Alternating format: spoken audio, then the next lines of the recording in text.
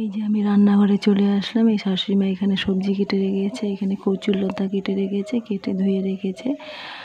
আর এখানে ডাঁটা, আলু, মিষ্টি কুমড়োর ডোবা এখানে কেটে রেখেছে, এই ধুয়ে রেখেছে।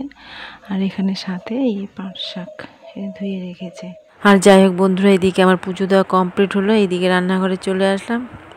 এখানে ডাল বসিয়ে দিয়েছি আর ভাতের জল বসিয়ে দিয়েছি। এখন মশলাগুলো প্রেস করব। আর মা তো এদিকে সবজি সব কেটে ধুয়ে রেখেছে। আর আজকে রবিবার মানে আমি ভীষণ ব্যস্ত থাকি। মেয়ের ড্রয়িং কম্পিউটার থাকে, 2:30টার মধ্যে যেতে হবে। এর জন্য তাড়াতাড়ি করে রান্নাবান্না করার চেষ্টা করি। যাই হোক, রান্না তো করতে হবে, তাই না? যতই তাড়াতাড়ি হোক বা দেরিতেই হোক। আর এদিকে মেয়েকেও বলছি, বাবা তাড়াতাড়ি স্নান করে নাও, তুমি স্নান করে তোমার কাজ তুমি করো, এদিকে আমার কাজ আমি করি। যাই হোক, মেয়ে ওইদিকে স্নান করছে। আর বন্ধুরা, তোমাদের আমার ভিডিওগুলো দেখার জন্য অসংখ্য ধন্যবাদ। আর ভালো ভালো কমেন্ট করার জন্য অসংখ্য ধন্যবাদ। আর আমিও তোমাদের পাশে আছি। আর যাই হোক, সব সবজি কেটে ধুয়ে রেখেছে। আমার এটা একটু সুবিধা হয়, যাই সবজি কেটে ধুয়ে দেয়, তাই না? আর বাড়ির কাজ তো আমার করতে লাগবে, তাই না? রান্না করা, পুজো টুজো দেওয়া, ঘর মোছা, মেয়েকে দেখাশোনা করা, তাই না? আমার শুধু এটা একটু আমার উপকার হয়, আমাকে সবজিটা কেটে দেয়। প্রচণ্ড রৌদ্র উঠেছে, দেখো কি রৌদ্র, একদম প্রচণ্ড রৌদ্র উঠেছে। আর এটা আমাদের অ্যাসবেস্টাস টিনের ঘর, খুব গরম, থাকাই যায় না। 5 মিনিট থাকলে তুমি একদম ঘেমে যাবে। যাই হোক, এই রুমে এখন আমার 2 ঘন্টার মতো আমার ডিউটি চলবে, তো ঠিক আছে। আর এদিকেও আমার রান্না কমপ্লিট হয়ে গেল। মুসুর ডাল আর চচ্চড়ি আর শাক ভাজা আর বড়া, এগুলোই আজকে দুপুরের লাঞ্চ। যাই হোক, সিম্পল রান্না। এই যে এখানে মেয়ের জন্য ভাত রেডি করলাম, ডাল আর শাক, আর একটু মুড়ি ঘন্ট আছে মেয়ের জন্য। আর সাথে মেয়ের জন্য একটু নেব লেবু। এ দিয়ে মেয়ে খাওয়া দাওয়া করবে। যাই মেয়েকে খাইয়ে দেবো, মেয়ে শুয়ে আছে।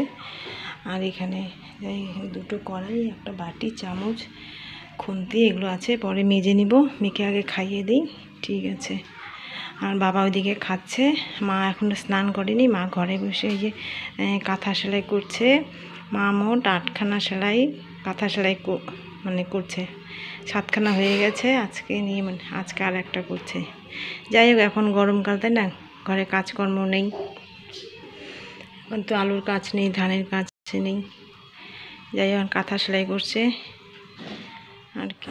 আর এদিকে আমার রান্নাবান্না কমপ্লিট। এখানে মা আর বাবার জন্য ভাত রেডি করলাম। মেয়ে একটু পরে খাবে। যাই হোক, মেয়েকে হয়তো খাইয়ে দিতে হবে। এখানে রান্নাবান্না সমস্ত কমপ্লিট। আর 2টোর মতো বাজে। আজকে রবিবার, সানডে। যাই হোক, কী বাবা? আচ্ছা, মেয়ের ড্রয়িং আছে, কম্পিউটার আছে 2:30টার থেকে, তাই এখন 2:10 বাজে। তাই এখন মেয়েকে নিয়ে যাব ড্রয়িং ক্লাসে। যাই বাড়ি আস্তে আস্তে 5:30টার মতো বেজে যাবে। তার মধ্যে আবার একটু এটিএমে ঢুকতে লাগবে, মেয়ের কিছু খাবার জিনিস কিনতে হবে। এদিকে কম্পিউটার, ড্রয়িং ক্লাস করে তারপরে কিছু কেনাকাটা করে তারপরে বাড়ি আসতে লাগবে। টোটো নেই, এই গরমের মধ্যে আমি আর মেয়ে হেঁটে হেঁটে যাচ্ছি। ভাগ্যিস ছাতাটা নিলাম, টোটো আসছে না, বলো। দাঁড়াও। তো বন্ধুরা, এখন 2:30টার দিকে বের হয়েছি। এখন বাজে 6:15, মাত্র বাড়িতে ঢুকলাম। মেয়ের জন্য খাওয়ার জিনিস আনলাম, মানে এটিএমে ঢুকলাম। যাওয়ার সময় তো হেঁটে হেঁটে গেছি, আসার সময় অনেকটা হেঁটে আসলাম, এর জন্য দেরি হয়ে গেল। আর কি কি জিনিস আনলাম ফ্রেশ হয়ে তোমাদেরকে দেখাচ্ছি, কেমন?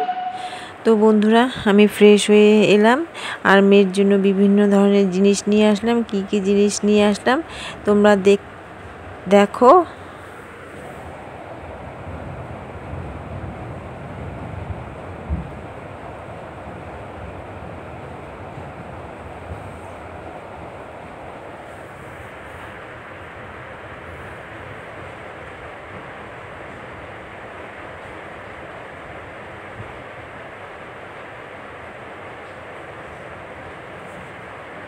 আর বন্ধুরা এখানে দুটো বাটার নিয়েছে আমুলের, কিন্তু 15 টাকা করে নিয়েছে, দুটো 30 টাকা। তোমরা কমেন্ট করে বলো তো এই দুটো বাটারের দাম কত? আমার তো মনে হয় 5 টাকা করে হবে, কিন্তু এখানে 30 টাকা নিয়েছে। যাই হোক, মেয়ে ছোটোটাই নেওয়ার ইচ্ছে। মেয়ে বলছে যে মা ছোটোটাই নেই। মেয়ের মানে ছোটো প্যাকেট দেখে ভীষণ পছন্দ হয়েছে, তাই মেয়ে বলছে যে মা ছোটোটাই নেবে। ঠিক আছে, নিয়ে নাও।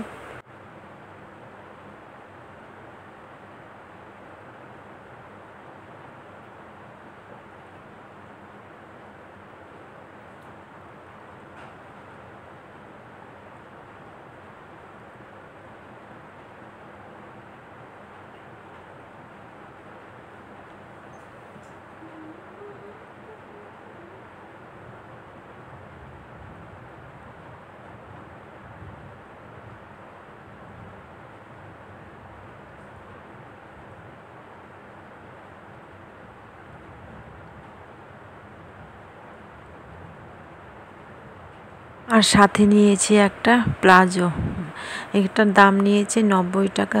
কমেন্ট করে বলো কেমন হয়েছে। সমস্ত জিনিসপত্র গুছিয়ে রাখলাম, আর যাই জায়গা মতো রাখলাম। এদিকে ড্রয়িং থেকে এসে বিছানাগুলো ঝাড় দিলাম, এই রুমও পরিষ্কার করে রাখলাম, যাই বেডটা পরিষ্কার করে রাখলাম, আর মেয়ের জিনিসপত্র জায়গা মতো রেখে দিলাম।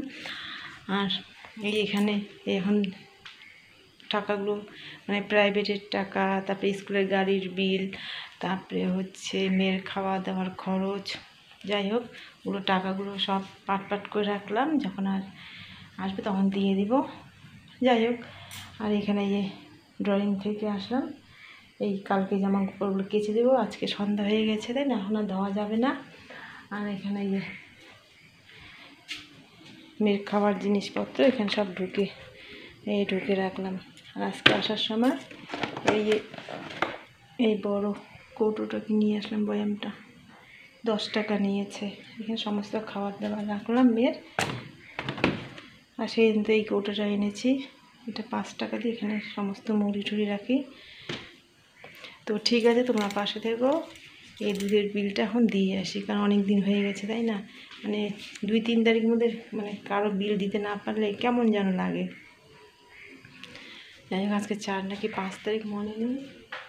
তোমার দাদাভাই আজকে টাকা পাঠিয়ে দিল। যাই হোক, ওদিকে মেয়েকে ড্রয়িং কম্পিউটার করে তারপরে টাকা তুলে তারপরে মেয়ের জিনিস নিয়ে আসলাম, খাওয়ার জিনিস।